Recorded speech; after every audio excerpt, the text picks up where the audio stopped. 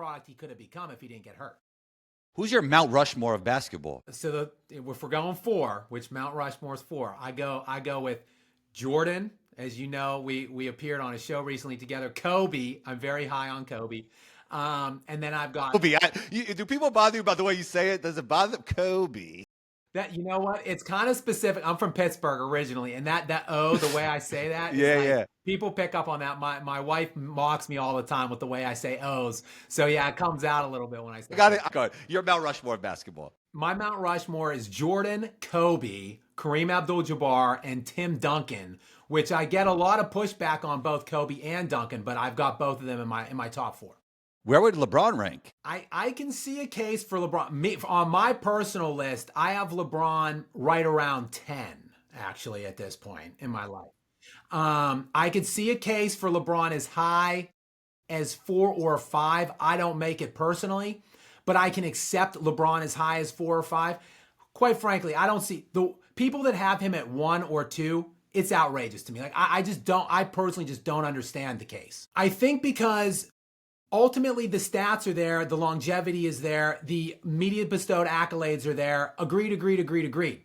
There's no doubt that like I said, the resume looks tremendous for LeBron.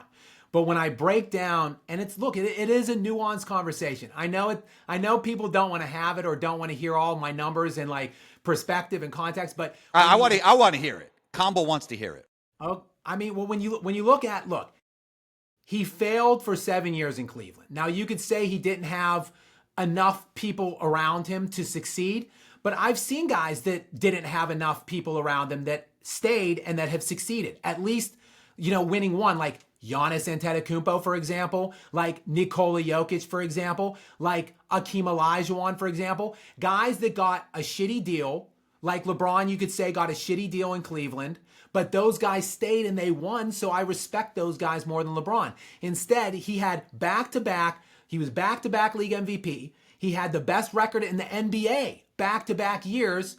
He lost prematurely in both of those playoffs, and if you want to leave, God bless, you've done 7 years, you put your time in, you played your heart out, you didn't get it done, but the way he left, where he left, Dwayne Wade was a top 3 player on planet Earth the year LeBron went to his team and chose to bring on Chris Bosh, who was, I say top 15, but we could split hairs and say top 20. So you bring a top 20 player as your third option. You surround other elite role players. You yourself, as LeBron James, committed to 8 championships, and then he lost half of the time that he was there. And then he crawled his ass out of town and built another elite juggernaut team that was ready to win right then and right there.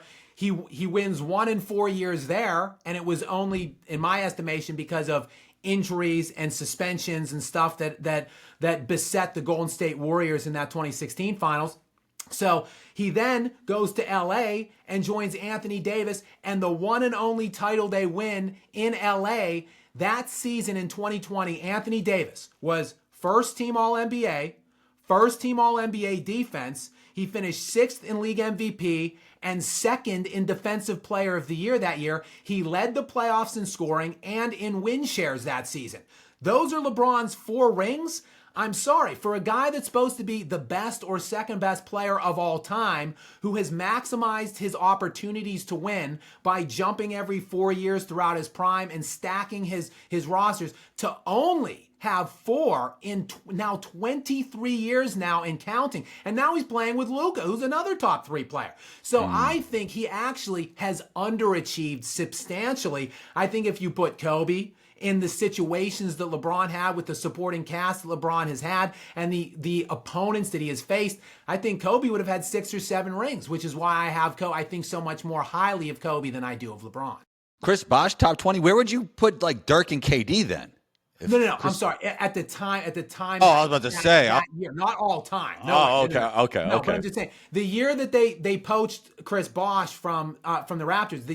The year he was before, very good. He was excellent. He was like I said. I was spouting numbers when we appeared on that show. He was 20th in value over replacement that year, 18th in box plus minus, fourth in player efficiency rating, and he averaged 24 and 11 that season and was an all-star. That became their third option on the Miami Heat. Like, that's a stacked team in an absolutely preposterously weak conference. So, of course, you're going to go to all those Of course, they went to 4 straight championships, but they only won 2 of the 4.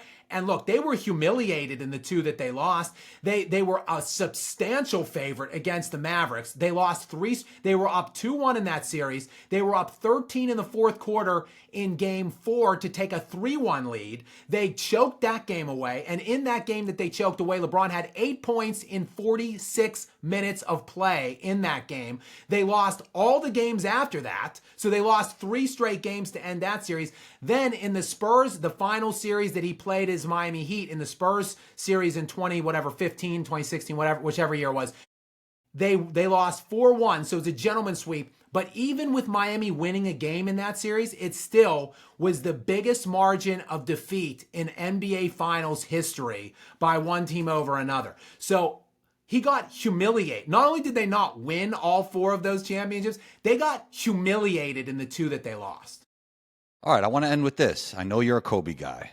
Fact or fiction, Larry Bird's prime was higher than Kobe's prime? This is a difficult question to answer because prime-wise, I only ask the good questions, Skap. You know that. It's so hard because I think, to me, Jordan, Hakeem, Kobe, and Bird had the 4 highest prime, like the 4 highest peaks in league history. So it's difficult. It's like when people think that I'm hating on Tim Duncan when I put Kobe above him. Okay, yes, I have Kobe at 2, but I have Duncan at 4 all time. So it's not like I'm disrespecting either. Like, I think the world of Larry Bird as well. Like, I think his prime is so high, but I think I'd probably. I mean, he got more MVPs in 3 years than Kobe has over a 20-year career. I mean, Bird won, I think he finished whatever. He finished top 2 in MVP like 8 straight years or something like that. It's crazy. It's crazy. It would be, look, it would be hard. Like I said, I'm splitting hairs here. I might put maybe Bird one. I might have Bird as like the 3rd highest peak and Kobe is the 4th highest peak, something like that. Or maybe I would transpose those 2, but it's very close. But I would, I'm a very argumentative guy. I wouldn't fight you on Larry Bird being above Kobe. Let's just say we couldn't even end on a debate. Skap, thanks so much for taking the time. You're always welcome back. Do you have a photogenic memory? I do not. With sports and movies, it seems like I do, but in anything else, I don't. But like, yes, I do have total recall and good retention on, especially like sports and movie things. Yeah. So was this just over, like, what's your background in sports media? Was this just like over like career equity, like over the years, just being in the weeds of all this information about Kobe?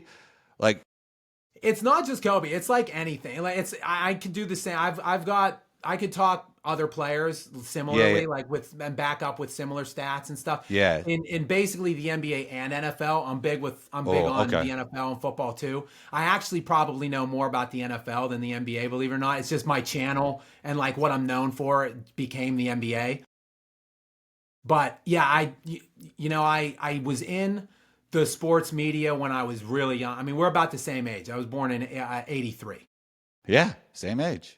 How'd you know that? You know my stats too? What's going on? Anyway, go ahead. You're aging me here on my own show. Go ahead. but yes, I basically was in the media. Like, I went to Penn State and I covered Penn State football and basketball when I was like freshly out of college. After that, I just, man, life came along. I went down a number of different career paths. I hated every job I ever worked, basically. So 2 years ago, I was approaching that magic number that you know about since we're the similar age. Crazy, right? It's crazy to think about. Yeah. Yeah. And I was just like, look, if I don't try to do something or just work towards something that I want to do or love doing now, then it's never going to happen. So, I started a YouTube channel like 2 years ago-ish, and I've just been kind of growing from that and building off of that and kind of making a footprint in this little thing that we're doing.